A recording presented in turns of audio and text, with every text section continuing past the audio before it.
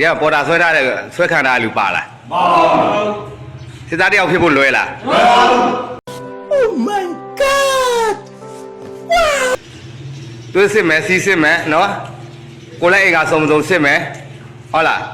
တွင်းလိုက်အပြင်လိုက်ဟုတ်လားယောဂပေါင်းတော့အကုန်စိတ်မယ်စစ်သားဖြစ်တာမလားဟုတ်တယ်နော်ဟုတ်တယ်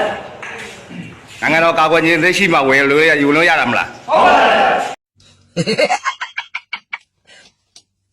ဒါလို့ဟုတ်တယ်မလားအဲ့တော့ပေါ်တာဆွဲထားတယ်တဲ့ပေါ်တာဆွဲပြီးကြောင်းမှာโอเค